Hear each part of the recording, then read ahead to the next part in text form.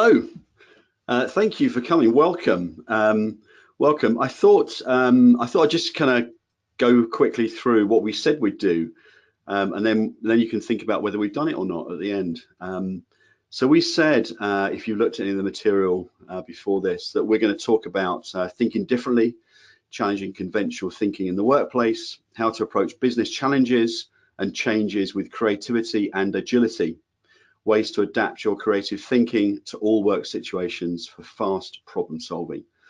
And we also said this is for anyone with a curious mind who'd like to expand their creative capabilities, people who want to generate ideas and solve problems differently, and it's for delegates from all roles across the entire food industry. Now, some of this stuff we're going to cover today, and some of it we'll cover in our live workshops. There's one in London and one in Manchester coming quite soon. I know you've signed up to them already, and some of the films we're going to show you that are following this webcast in the weeks to come. Now, I'm not going to talk too much about the kind of the way we're going to do this this webinar. I hope it'll unfold before you, and it makes sense as we go along. We'll see. And as we said, there are lots of opportunities to ask questions. Please ask questions as we go, and we'll store them up and we'll answer as many as we can at the end. So you need a couple of things with you. If you have a pen and a paper, that would be really useful. And if you have some presence, that would be really useful. Presence of mind. Please try and kind of connect with what we're doing. Have an open mind and try and follow what we're doing through the next sort of 45 minutes or two. It's kind of weird for me this, because I'm used to running workshops and speaking to people with them in front of me when I can see the whites of their eyes. So the more you can participate throughout this, and we've got some little polls and things happening throughout, the better, because I'll feel there's someone there then as well. So send the questions, as I said, and we're going to aim to finish in at least this bit in sort of 45 minutes or so. So we said we were looking at creativity in the workplace, and I thought it might be just worth telling you a little bit about myself and why I might be qualified to talk to you about creativity. There's a picture of me there, by the way. Maybe that was a good idea, maybe not. At least you can see what I look like if I can't see what you look like. And why am I qualified to talk about creativity? Well, I was part certainly of the founding creative director at one of the UK's most successful marketing agencies for a good 20 years, working with brands around FMCG and retail, Vodafone, Nestle, Mars, McDonald's, Superdrug, Ferrero and Carlsberg, to name a few. So I've been around the industry a lot. I know the industry and I know a lot about it. And I know quite a bit about thinking and behaving creatively. And how I got to do what I do now is quite interesting, really, because my job was running a creative department. And one of the things we did in the agency was to start to look at how we had ideas and how we could go about having better ideas, and also how we could involve more people in the agency in the kind of generation of ideas. So not just the people with the word creative in their title, if you like. So I and some others went and sort of researched and looked at all the tools and processes that were out there around generating ideas. And we created our own learning package within the agency of, say, 200 people, and started to train people in some of those thinking tools, the whole agency, whether they had creative in their title or not. And actually what happened was that our clients got very interested in the way we were doing things internally and started to ask us to run idea generation workshops for them around FMCG innovation, for example, and NPD. So I kind of fell into that world of helping other people have ideas, which is sort of what I do now. So what you're going to see today and in the stuff that follows is real stuff that I've used or seen used or experienced. So it's not a lot of theory, it's a lot of real stuff that I hope you can use. And by the way, here's just a kind of screen grab of my website, and this is how I talk about what I do. I help groups generate new ideas and solve business challenges, and you can look at this later. There's a whole bunch of areas that I work in down the right hand side there, and a whole list of the kind of clients I work with as well. So I thought this would be interesting to kind of kick off with, for you just to have a quick think on your own, or chat if you're in a group, and scribble down a few thoughts. What springs to mind when you hear the word creativity? Just scribble a few things down. And if you like, if you want to, just a couple of words, things that first spring to mind, share them via the questions box. We might come back to them later. And also keep a note for yourselves as well.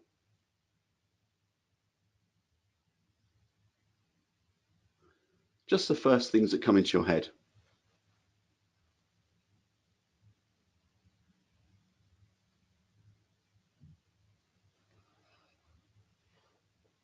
That seems like a fair few coming through.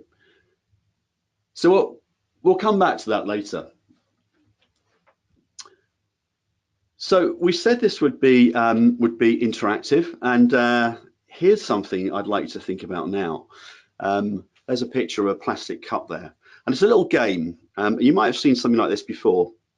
What I'd like you to do, again, just on your own, and just scribble down your thoughts as you have them. We'll spend 1 minute on this only.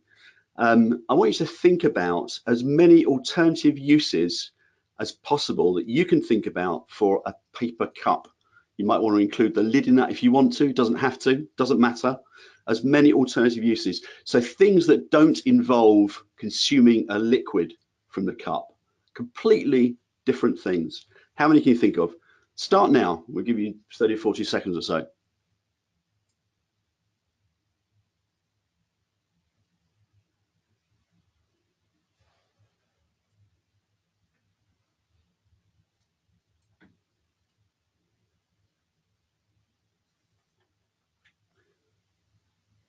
Just scribble your thoughts on your pad, on a piece of paper. You don't need to share them with us.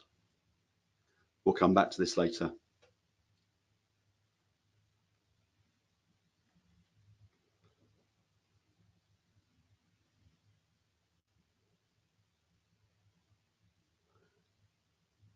Okay, another 10 seconds or so.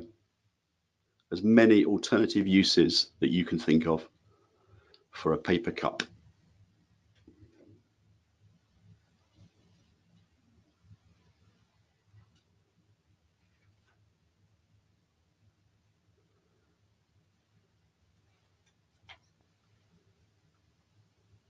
Okay, done. So put your pens down. We're going to come back to that later. As I said, there's no need to share those with us, and we'll come back to those later on. Okay, so we said that we would talk to you about thinking differently and challenging conventional thinking in your workplace. We said we'd talk to you about creativity. But a question I have really is why should you care about that? Why should you care about creativity? And I guess you do care, of course, because you're here, and you wouldn't be here if you didn't care, or at least have some interest. But I thought I'd share a few reasons why I think you should care, why you should be thinking about creativity and the way you can make it work for you.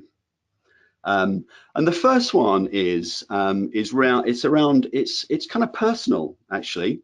It's personal because if you look out there, and there are tons of studies out there about creativity in the workplace. There's a fantastic one from an IBM leadership study where they asked around 1,500 corporate heads from around the globe what they saw and defined as leadership qualities. And way ahead of anything else came creativity. 60% of those people said something about creativity. That was the most important leadership quality to them. Ahead actually of 52% who said integrity, apparently, which is interesting. And then way down there, 35%, I think was the next one, around global thinking. I think they mean, broad holistic thinking. So creativity, way up that list of expectations of leadership qualities from leaders around the world. And there are other sources you can look at as well that talk to the sort of value of creativity in the workplace. So this fantastic book, which is a great read if you want to read about creativity in the workplace, The Rise of the Creative Class by Richard Florida. One of the things he talks about, one of the things he did was talked to CEOs around the globe and asked them, what skill do you most value in your people? And all of the answers, all of the top answers were around creativity. You know, creativity, the ability to solve problems, come up with new solutions, use brain power to figure things out. So there's no doubt that in the minds of leaders in the corporate world, creativity is important to them. Number two, I believe innovation needs your ideas. And what do I mean by that? Well, actually, you know, we know, and if you go to some of the sources like Innovate UK, great fact, I think, is a headline, or was a headline last time I looked on the Innovate UK website. Over 80% of new products and services launched in the UK market fail to deliver expected results. And just to bring that to life, there's a picture of Google Glass there. There are a lot of reasons, of course, why things don't work. But there's no doubt that the most successful firms at innovation create a kind of culture of creativity, where employees are encouraged to use their creativity and contribute ideas. We'll come back to that later as well, actually. And if you don't work for a company like that now, where you can't contribute your ideas, well, one, you could try, and two, you know, even if you don't think your company is about that, you can still contribute your ideas. And you might work for one day that it is all about that. It is all about creating a culture of creativity where you're expected to contribute ideas. And the environment is created for you, to enable you to do that. So the last one around creativity, the last reason I think you should care and think about creativity is that you can be a creative problem solver. Now that might sound quite kind of glib, but if you think about a quote like this, and there's something I read actually about whether Einstein really said this or not. It doesn't really matter. I still love this quote. You know, the definition of insanity is doing something over and over again and expect a different result. If you have confidence in your creative thinking ability, plus some kind of knowledge of creative processes and tools, you can keep your thinking fresh. Those kinds of things, and again, this is the sort of stuff we're going to be talking about through today and through the next stuff we'll do, are all about helping you approach challenges from different perspectives to get you better solutions and, you know, ultimately, hopefully, maintaining your sanity. So, a few reasons there why I believe you should care about creativity, and I'm sure you're already thinking about some of those things. I'm just reading an interesting question that came through that we'll come back to later. I wondered actually, you know, whether creativity is a confusing thing, and it certainly was for me when I started to think about it and think about how you can sort of spread the word about creativity. And I'm interested in what you think, how you would define or describe creativity. And I wonder if you just have a couple of seconds and just think about that, just for 10 seconds or so. Just scribble down some thoughts about how you might define or describe creativity.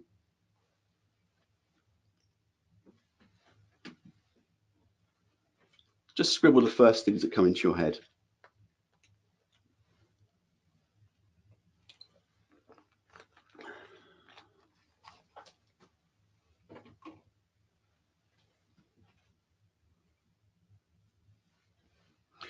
Okay, now we've got a little poll. So having thought about that, really like you to answer one of these two things. Really simple.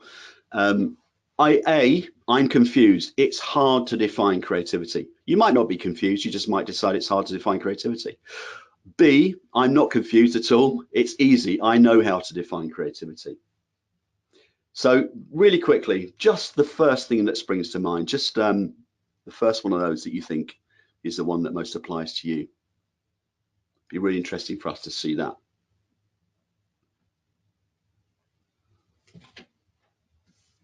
Oh, that was quick. Wow. So 67% A. I'm pleased about this, by the way. This is good. It means I can talk to some things around sort of deconstructing it a little bit. And 67% said yes, they're confused about, or it's hard to define creativity, and 33% it's easy to define creativity. Interesting. Okay. So here's a way I really like to talk about creativity, and actually I'm kind of cheating because this isn't really a definition of creativity. This is more a kind of a cheat really around thinking about the process of creativity. And if you look out there in the world and you just Google creativity, you'll find, of course, lots of dictionary definitions of what creativity means. But I think this this quote from Edward de Bono, who we'll talk about again in a bit, is a really good way of describing the process of creativity, which I think is more useful to us, certainly in terms of what we're doing now, than just thinking about what it means, if you like. He says creativity involves breaking out of established patterns in order to look at things in a different way. Now, on the face of it, that might seem very simple, but we're going to use that to talk about things around, how do we actually break out? How do we think about things in a different way? So I think that's a really great, simple, powerful way of describing what creativity involves. So another little poll for you. I'd really like you to think about, are you creative? Have a think about whether you would describe yourself as being creative. What do you think? Are you creative? And with no further ado, we're going to go straight into another poll. A or B? Yes, I am creative. No, I'm not creative. Again, just your first response to that.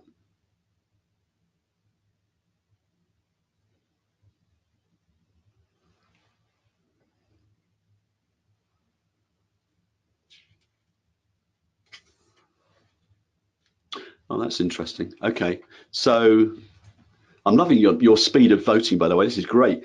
So A, 62% of you are creative. Fantastic. B, 38%. The remaining 38%, no, I'm not creative. Interesting. Okay, so it's not going to surprise you, I'm sure, most of you, when I say, we all have the ability to be creative. And we're going to look at that in a bit more detail.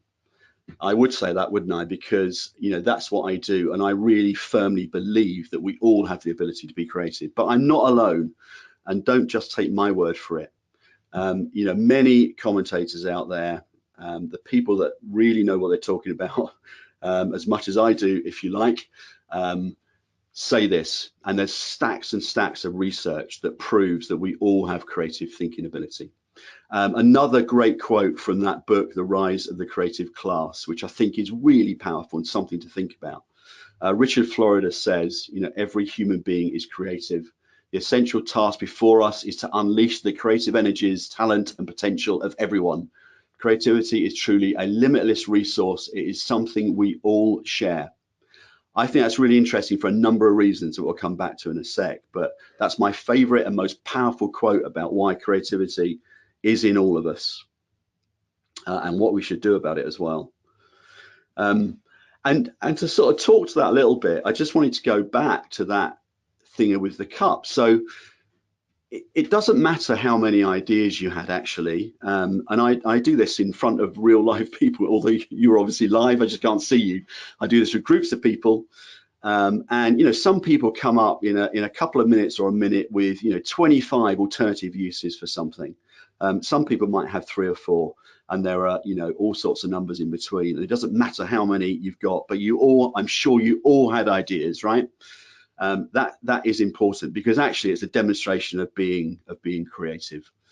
The idea of thinking about alternative uses for something is a kind of classic. It's actually a real scientific test called the alternative uses test, invented in 1967, believe it or not. And one of the things it did, and it obviously went in a lot deeper than this, it looked at the different ways that people tend to have ideas when faced with this sort of challenge. So particularly around this idea of thinking about alternative uses for things, as I say, which is actually a really good demonstration of creativity. And they looked at fluency, so how many different sorts of uses people could come up with. They looked at originality, which was around how uncommon their answers or ideas were. They looked at flexibility, so how many different kinds of areas were covered. They looked at elaboration, which was about the level of detail people went into in their answers. Now, there are lots of other theories coming out of this piece of research, but I think those areas are really interesting, just in terms of talking to the fact that We just have, you know, ideas in lots of different ways. In my old world of agencies, what you would tend to find is that people would be very good at actually kind of coming up with lots of ideas in a single space. So if they had an idea about using a cup as a juggling toy or something, for example, then they might riff on that and come up with other ideas of how you might use that for entertainment or circus tricks, because they were very used to having to come up with a volume of ideas. And that's a really neat way of doing it, which is, you know, building on the sort of thread that you've got, having similar ideas in a similar space. That's just one way of thinking. But the point of this is that we're all creative. We just come at creativity in different ways. We have ideas in different ways. So, as I say, I really firmly believe we all have the ability to be creative, and science tells us that we certainly do. What I talk about are the kind of habits, tools, and processes to enable people to unlock and apply, you know, the creativity they already have. Sorry, you know, what comes naturally to you. If you have natural, innate creativity, what you need are the tools and processes to unlock it and apply it. And we're going to talk about some of that stuff in a minute. So if I go back very briefly to that thing that Edward de Bono said, that wonderful definition of what creativity involves breaking out of established patterns in order to look at things in a different way. I think that's a great place to start. So how do you break out? How do you break out to look at things in a different way? What helps you do that? Well, and some of you might have seen this before, but the way Edward de Bono talks about breaking out and talks about lateral thinking. So Edward de Bono, if you don't know, and if I was doing this talk a few years ago, certainly through the sort of 60s, 70s, and 80s, Edward de Bono was very, very well known. He was the man that invented the idea of lateral thinking. In fact, he invented the terminology as well. And without going into too much detail about that, one of the ways he describes lateral thinking is imagine a mountain with a number of rivers or a river running down it. The way we tend to think innately, if you like, instinctively, is to follow the sort of path or the river of least resistance. So we tend to do things that have worked before. So if we were successful in something before, why not follow that path? You know, if you like, it's a sort of fight or flee instinct we're all born with. You know, we follow what experience tells us is the way to go, because why wouldn't we just try the same old thing we tried last time? Now, that's not very helpful in terms of creativity. And one of the things Edward de Bono talks about in terms of describing what you need to break out of that singular, you know, experience tells us flow, if you like, is you need some kind of stimulus, some kind of provocation. So this might all be getting a bit technical, but don't worry about it. We'll come on to how you use those things in a second. But to get to new things, you need provocation, you need stimulus to allow you to jump out of that natural path, if you like, the path of least resistance, just doing what you did last time, into a completely new river of thinking, into a lake of thinking or a whole sea of new thinking. So stimulus is really important to us. So stimulus, or stimuli, I should correctly say probably, is the thing that you need. That's the provocation. That's the thing that's going to help jolt your creativity and inspire you to make that leap from one river, if you like, into a new one, into a new river of thinking, a new idea. And there's a slide that probably makes stimulus look even more exciting. So stimulus is important. So another quick thing I'd pass back to you, which is just have a think for a couple of seconds, 10 or 20 seconds, about where you think we might find stimulus. Where might we find the things that will help us leap rivers and break out of that sort of path of least resistance? Just have a think on your own for 10 or 20 seconds.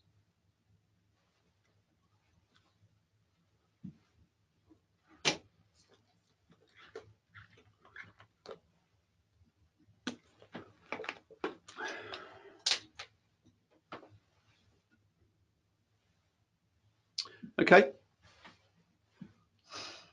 You could share those with us later if you want to, or pass them over as on the questions box.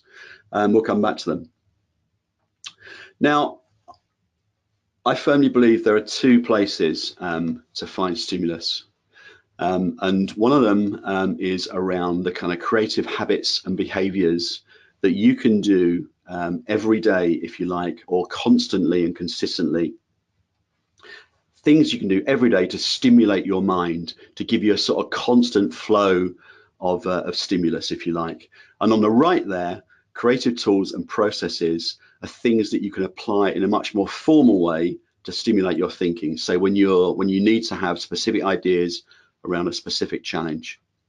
And actually today, in a moment, we're going to talk about the first one of those. We're going to talk a bit more about some of the creative habits and behaviors you can think about that will give you that kind of constant flow of stimulation.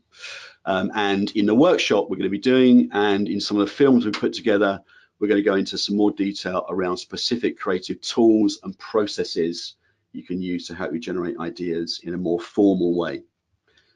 So I hope that's clear. So when I talk about creative habits and behaviors, I guess you could wrap those up around the area of curiosity. So the thought that curiosity is at the heart of a lot of the kind of creative habits and behaviors that we talk about. And I describe that curiosity piece and the way it helps stimulus is going out of your way, sometimes only slightly, but regularly and deliberately, to seek out new, fresh stimulus. That's what we're talking about here. And I'm going to go into a bit more detail about the kinds of places you can find those things. But before I do that, I thought I'd share this, actually. I was driving somewhere the other day, a couple of weeks ago, and this came on the radio, this piece of research was being talked about on the radio, and it really piqued my interest because it was talking about kind of habits and behaviors of people. And the kind of headline, if you like, that they were talking about on the radio was that they'd done a survey of 1,500 UK adults. And the thing they were talking about was that 9 out of 10 UK adults feel like they're stuck in their very own Groundhog Day. If you know what Groundhog Day is, well, it's a kind of celebration thing in the States. It's also a very famous movie with Bill Murray. It's very funny, and where he gets sort of stuck in a kind of time thing and keeps having to go back day after day and do the same things. It's a great film, actually. But they were using that to talk to this idea that that's how UK adults feel. And then they went on to talk about the fact that we are all creatures of habit, and that and these were some of the things some of the findings from the research they'd done. They said 54% UK adults watch the same TV shows weekly. 34% listen to the same radio station, 35% eat the same breakfast daily, I do as well actually, 50% always take the same route to work, 16% repeat the same things to their children, 14% have the same regular conversations with their partners, 75% of people go to the same holiday destination more than once, which I thought was interesting and not necessarily a bad thing, but there's no doubt that we are creatures of habit. And actually they had an expert on there. I think she was a behavioral psychologist. And one of the things that she said, which I thought was really interesting, was that we actually all need some predictability of outcomes in our lives. We need to know our expectations will be met. But if you don't want to be in a rut, she said, you need to make small changes to be more creative. And I thought, wow, that's interesting. That really speaks to the things that I talk about.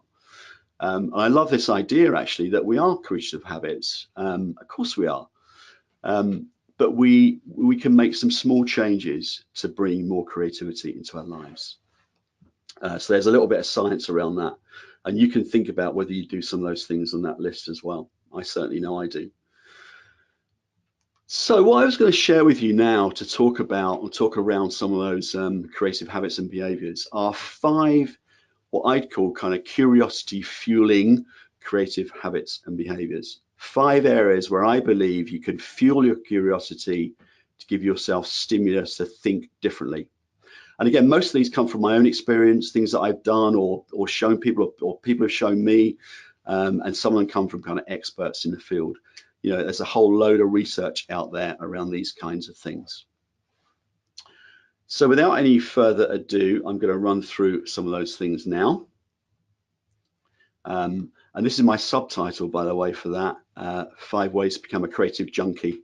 So forming a habit that's really going to fuel your stimulus or stimulate your creativity. So five things, as I say. The first one, and apologies if these sound a little bit dictatorial. I didn't mean them to be. They are pieces of advice. Please choose to take them how you want to. But the first one is around getting out of the office more often. And it sounds absolutely obvious, but it's surprising the amount of people that don't do this. And the people I talk to on my travels don't get out enough, I think, in the right kind of way. Great quote here from the Huffington Post, who did a thing recently on the habits of highly creative people. I love this quote. The world is a creative person's oyster. They see possibilities everywhere and are constantly taking in information that becomes fodder, great word, for creative expression. And I think they put that very, very well. I think that's really, really interesting. But I think there are some very, very practical, simple things you can do to sort of fire your imagination by getting out more, if you like, getting out of the office more. So if we think about some of those things, you know, even the subliminal things that happen to us when we're people watching, you know, working, going and sitting in your local coffee shop and just musing. I put some of these things on here. We can go back to them, and we can revisit some of these in the workshop if we want to, and you can read over them. I won't go through all of them. But sometimes you might just go for a wander without a planned or expected outcome, excuse me. Again, working in the sort of agency world, the best creatives I worked with would always go for a wander at lunchtime. They would go for a walk around the block. They would go and see something. They'd go to an exhibition. They would do something. They would find 10 minutes out of their day to do something different. And I think that's really important. So just people watching, listening into random conversations, or even participating in them, you know, thinking and not thinking. So don't necessarily go with a planned outcome. And if you do, you might want to go and see what your customers see. Go and do what your customers do. Experience what they experience, because that's a great way of getting insights into their world. Talking about coffee shops, I read a great bit of research a little while back about how the kind of ambient noise in the sort of general or average coffee shop environment is actually the best environment for thinking creatively. Apparently complete silence isn't, but the kind of buzz you get and the kinds of bits of conversation you sort of semi-overhear while you're thinking about something specific, apparently research says that's the best environment for thinking creatively. So, you know, think about that next time that you need to think about ideas. Subliminal influences. Ban the desk lunch, by the way. That's the other bit of research I saw recently about apparently people that eat lunch at their desks even, through some research that they did, were less creative in the afternoon than people that went out with a group of people at lunchtime. And I think that's to do with, you know, the conversations you have, the things you experience, even if they're in the background, even if they're subliminal. Eating lunch at your desk, it's not healthy for a start. I would say don't do it, ban it. So my first top tip, if you like, is getting out of the office more often. I'll leave the last little piece of that little quote to Paul Smith, who said, "You can find inspiration in everything if you can't look again," which I thought was a great way of putting that. So number one. Number two, I would talk about seeking out diverse perspectives. And this is something that happens a lot in the workshops I run, and certainly in my old world, you know, going as far and as wide as possible to find things that will inspire us and looking in kind of unusual places, if you like. A great quote about that from this book, The Medici Effect. So, you know, the Medicis and Venice and all that stuff where cultures came together. There's a great book about that by this guy, Frans Johansson. One of the things he says is that breakthrough ideas occur when the concepts from one discipline are applied to another. So, what he means obviously is about finding things that are from some kind of parallel world that don't necessarily apply, but could be useful. So there's that famous story about Henry Ford. He invented the idea of building cars on an assembly line. He took that idea from somewhere else. Apparently that came from the meatpacking industry, which was already using a kind of assembly line process to do whatever they do. So he took that and applied it to motor manufacturing, and that essentially they use robots now, but the world is still the same. It's still how they do stuff. He revolutionized the way that they build cars by borrowing something from somewhere else. So seek out diverse perspectives. And I talk about lots of these things when we run workshops, and we do lots of these things. So think about parallel case studies, for example. What other kind of world or what other kind of industry has faced a similar kind of challenge to your own? And what kind of things have they used to solve it? What are the principles of the way they solved it? What can you borrow? What can you steal from the way someone else has faced a similar problem? And not something in your world, not necessarily a competitor, or someone doing the same job as you, but in a parallel world, but just a similar kind of problem, how they solved it, what are the principles you could borrow. You could talk to stakeholders. You can look at research and data, obviously. You can talk to fans of your product or your brand, and you can talk to detractors. One of the things that we use, we're going to use in the workshops we run in London and Manchester is a kind of fictional brief, and I use this quite often, around opening up our own coffee shop and what kinds of ideas will we have around that. And if we thought about using, going to speak to fans, so going to speak to people that love using coffee shops, we might also go to people that follow a blog called Why I Hate Coffee Shops, find different perspectives that are going to drive our stimulus and make us think differently about what we're trying to do. You can also speak to experts, of course, and quite often when we're running idea generation workshops, we get an expert in and we interrogate them or give them a sort of Q&A, very friendly one, in front of the group, and then we write notes about what they're saying and we create insights from those things. So you can talk to experts, but you can also speak to naive experts, so people that don't necessarily know why they know, but have an unusual connection with the challenge you're trying to think about. So if it was around the coffee shop brief, for example, you might go and speak to the actual baristas that are in there at the time.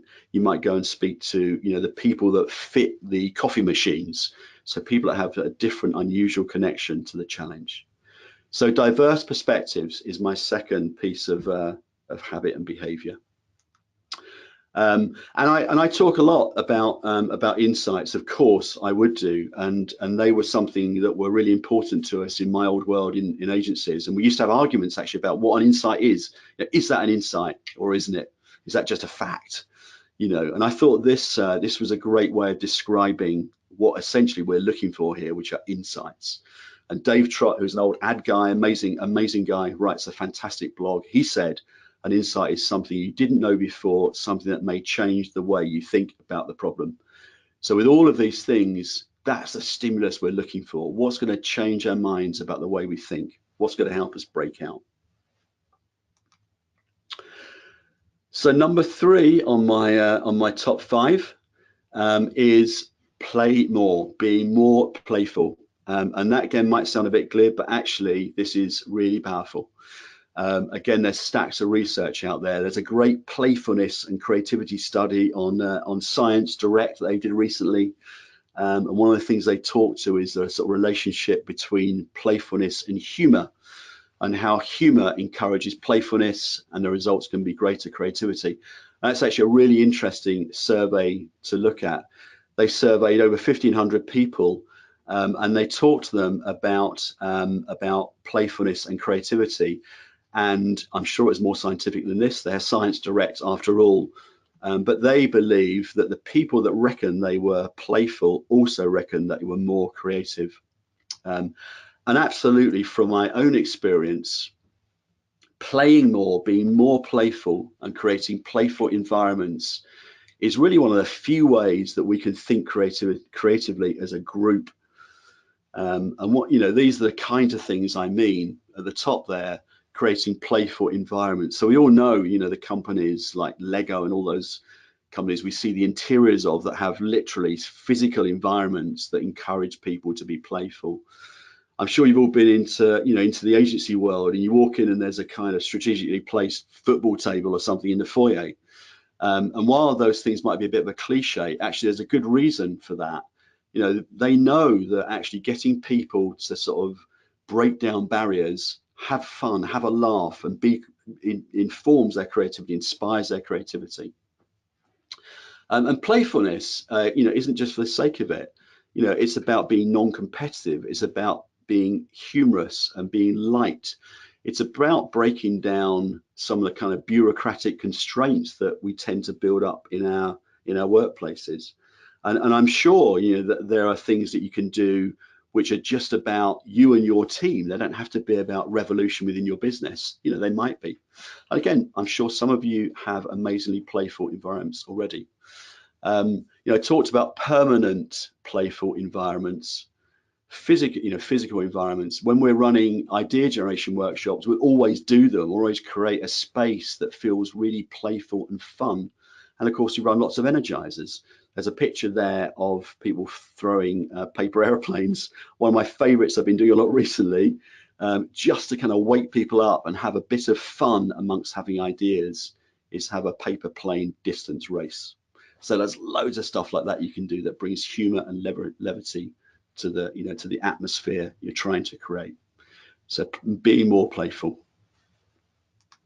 So I don't mean to bombard you with quotes, but here's another one. I think these things do a really good job of sort of sticking this stuff in our minds. Tim Brown runs a company called IDEO. You may well have heard of them. They are a huge global product design consultancy. And actually, interestingly, they're one of the few consultancies of that scale or type that uses kind of collaborative idea generation. So rather than, you know, giving groups, you know, the responsibility to create ideas, or giving individuals the responsibility to create ideas, they run workshops with their teams, with their people, to come up with ideas. And there's a fantastic TED talk actually that this quote comes from. He says, you know, when we play, we lose our tendency towards conservative thinking. Fear dissipates, better ideas materialize. I'm sure we've all been in that situation where, you know, we're in what used to be called a brainstorm, where someone stands at the end of the room with a flip chart and says, you know, anyone got any ideas then? You know, we feel put on the spot. It's frightening. It can be fearful. And actually creating those environments that are playful, where we break down barriers, you know, as Tim Brown says, can dissipate that fear.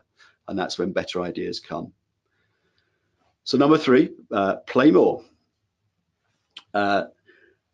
Number 4, I wasn't sure about putting this one in actually, but I think this is really interesting, and there are some practical things around this. And you know, and again, you know, I don't know. Many of you may already be this, or may already be doing these things. So forgive me if I'm preaching to converted. I'm sure I'm not entirely.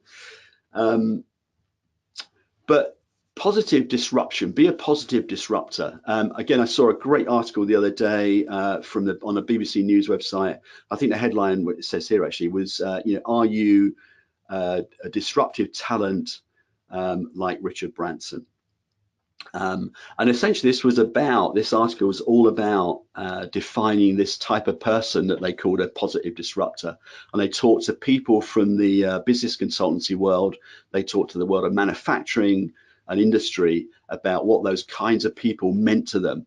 And there are a couple of great quotes here. One from OECAM, who are a business consultancy, that describes disruptive talent as individuals who think and act differently, innovate, challenge conventional wisdom, spot trends, see commercial opportunities, tenaciously find ways to achieve success.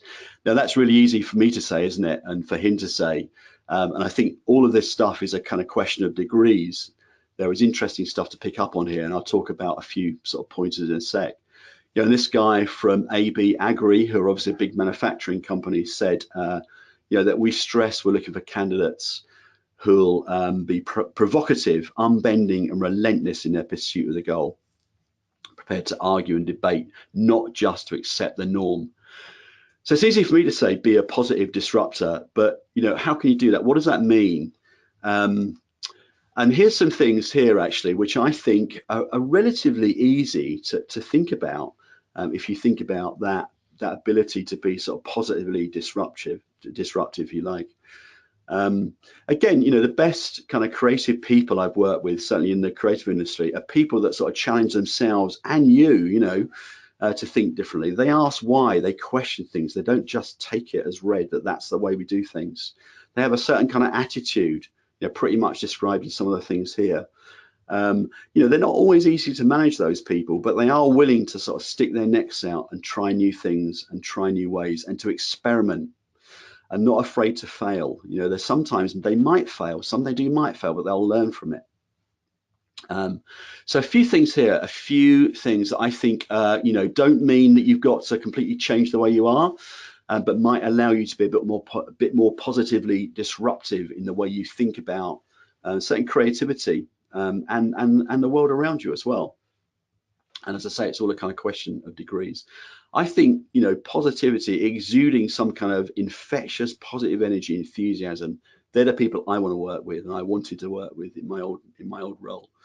Experimentation, trying new stuff, bravery, taking at least calculated risks. You know, we know this might not work, but let's give it a go. Let's see what happens. Let's test it.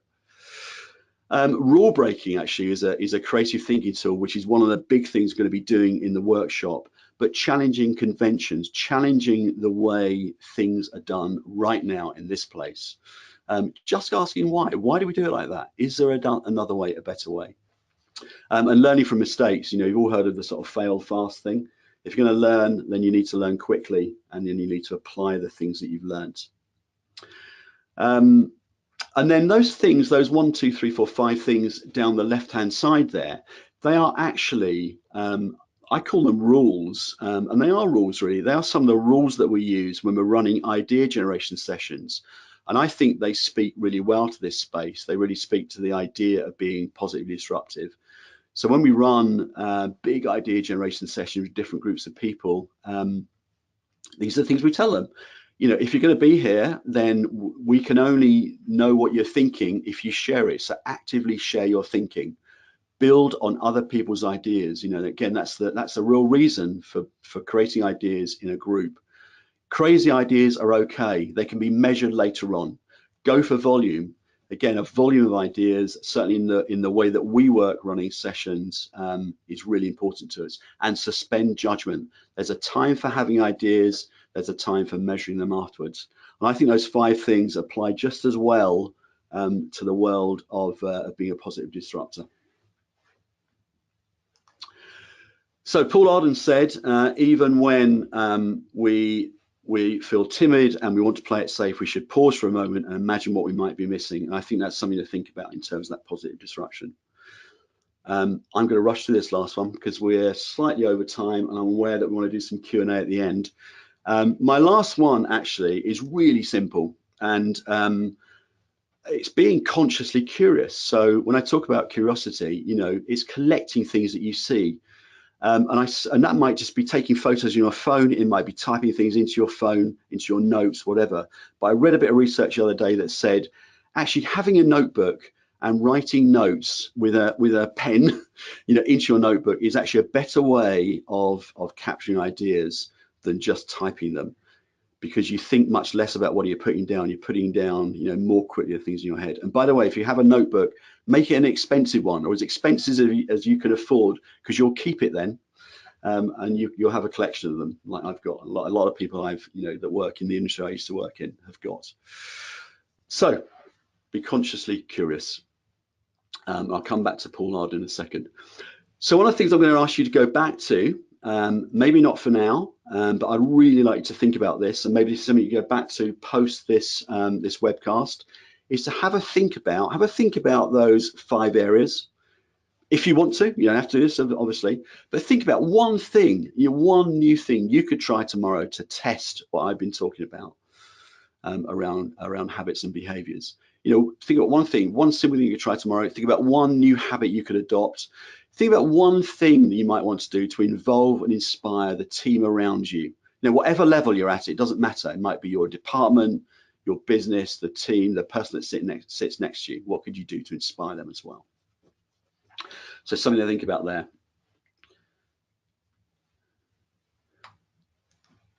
So this is what we covered in a whistle-stop tour.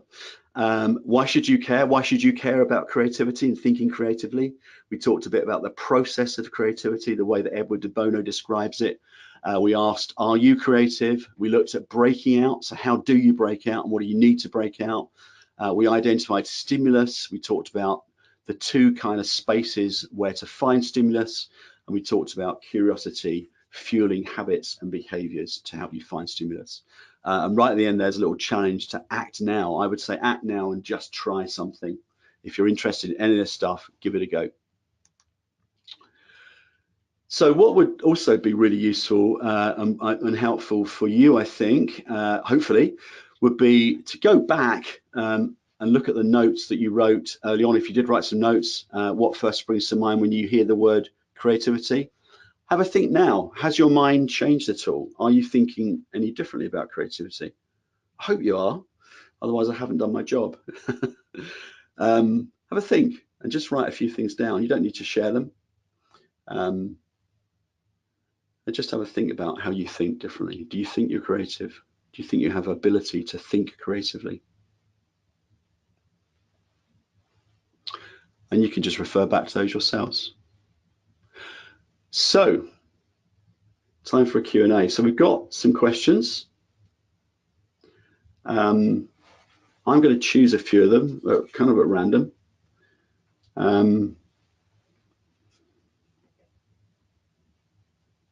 Wow, okay, this is at random. How do we persuade larger organizations to be more receptive to the idea of positive disruption? Wow, that's a tough one.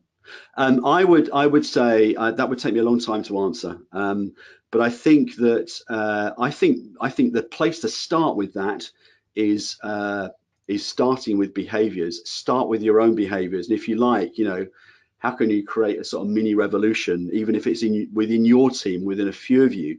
How can you alter your behaviors or just enhance the things you're already doing a little bit and be more positively disruptive? And then how can you start to influence other people around you? You know, what can you do to make small changes to the people around you? And I think, you know, done in the right way, that might dissipate through the organization. That was a bit of a cheat, that answer, but I think it's all about starting small. Unless you own the company or you've got some greater sway, then I think you think about it in a different way, obviously. Can you inspire creativity in others, or do you have to own your own creativity?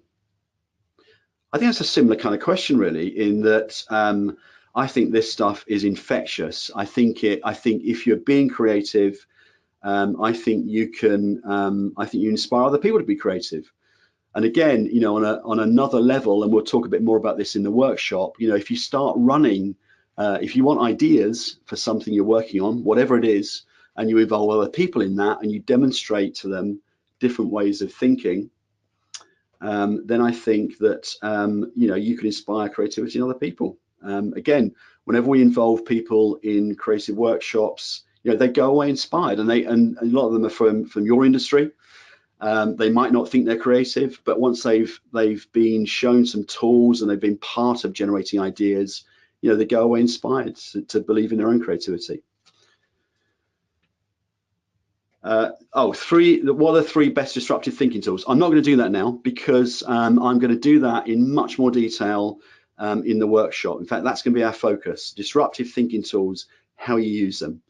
And we're going to be looking at rule breaking, particularly. We're going to be looking at a random tool and a couple of others. So we're going to save that one. So please come to the workshop, whoever asked that. What book do you most recommend? Well, the 2 books I talked about there, you can go back and look at them. The Paul Arden book, Whatever You Think the Opposite, I think is a fantastic little book. It's really funny as well. It's really it's like a little mini coffee table book. It's fantastic, and it's got some great quips in there and great little stories. And the other one I talked to around the Richard Florida book around creative class. If you want something to dig into more deeply, have a look at that. And there are stacks of books out there. I mean, have a look, and they're my 2 recent favorites certainly. But have a look around and see what takes your fancy. But I definitely recommend the Paul Arden book, because that's actually much more about being a positive disruptor as well. That book, it's phenomenal. Wow. Okay. I'll mention this question because I think it's a fantastic one. I'm going to think about this, and if I can post this somewhere. How can I overcome anxiety and perfectionism to become more creative? Wow. And that really is about behaviors. And again, I think that a lot of this is about the environment you work in. I think if you work in an environment that that isn't, kind of about having fun and enjoying the process of creativity, if it's about putting people on the spot and say, where are your ideas, I'm not surprised that you're anxious about it. And perfectionism, I would just put that to one side. I would say, just try having lots of ideas. And don't worry about judging them until you have a number of them. Then you can, apply your perfectionism if you like. I think it's about trying stuff. I think you just have to try stuff and maybe partner up with someone, and say, let's try something new tomorrow. Let's adopt a new habit and do it together. Let's create something to inspire our department together. So buddy up with someone and give it a go. I'm just looking at some others here. Oh, is Google Glass a triumph or a failure of creativity? Well, you can read up about this. I've read a little bit about Google Glass. There's a lot of things that says it was before its time. There were a lot of issues. I think it's obviously a highly creative idea, but there are a number of reasons why it didn't work. One of them was the whole privacy thing, wasn't it? That, especially now, I think the world's changed even from then to now about, what we think about our private lives and how people intrude on them and things. So I don't know the answer to that. I think it's a triumph of creativity and a failure of not understanding the world or the audience.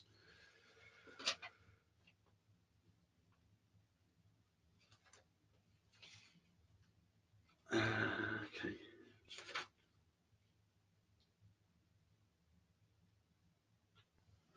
Oh, okay. This is really interesting. This speaks to one of the creative tools that we use a lot.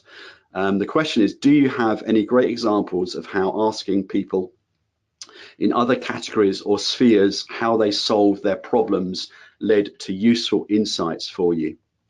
That's a big question, and actually involves quite a big answer. Yes, I do. And again, this is a tool that we use all the time. A lot of it's about doing your research, about really understanding what's at the crux of the challenge you're trying to follow, or trying to find answers to, sorry, and then looking at the kind of principles that we use to solve it. One of the examples I was looking at recently was around thinking about ideas for a new frozen food product in Germany, actually. And the issues they had were that the thing was tired. It needed a shot in the arm. The brand and the product was tired. So we looked at other spaces that had a similar problem. And one of the spaces we looked at was actually around Skoda, the car brand, which was a very tired brand. Volkswagen bought it and turned it on its head and did something completely new with it. And we looked at the way they'd done that. And actually, we just looked at some of their advertising and the things they were talking about and the way they were describing the brand, and how how sort of disruptive they were about their approach. They always didn't care that people thought bad about the brand before. So we took those principles and applied it. So it's really about identifying the thing you're trying to do and then finding people that have approached that thing, and then looking at their principles. I hope that helps. It's about doing your research, that one. So one more question, and then we're going to have to wrap up because we're 3 minutes over time. Oh, okay. So someone's asked, do I have any tips to facilitate creative sessions and capture and categorize thoughts while being open to take in more and not prejudge? Well, I have a lot, actually, and this is what I do, every day. And one of the things I do is talk to people about how to run successful idea generation sessions. There are a lot of tips, and some of them I'm going to be sharing at the workshop. And in fact, we're going to be trying a lot of them as well. We're going to be getting amongst it in groups. I'm giving it all away now, and trying, looking at how to use some of the tools and processes and tips around facilitation and capturing ideas, things like that, around some of the things of your own, some of the challenges of your own that you're going to bring with you. So we're going to dive into that there. So the answer is yes, I do have lots, but not now, I'm afraid. So thank you so much for your time. A few next steps from IGD, which I'll talk to very quickly, and I'm sure you've seen all this anyway on the site. The URL there in the middle. Watch the 3 videos that we put out there. Please complete the short activity to help you prepare for our event. That'll help us do the things I've just talked to. Read the event information, it says here, please. And if you can, complete the tracker survey that we've done, because we'd really like to see how you're getting on, how you're responding to the stuff we're telling you. That's it from me. Please get in touch with me directly if you want to. There's my details on there, and I know this is recorded, this stuff, so you can go back over it and have another look at things, dig into things that you think you might have missed. Thank you so much for your time.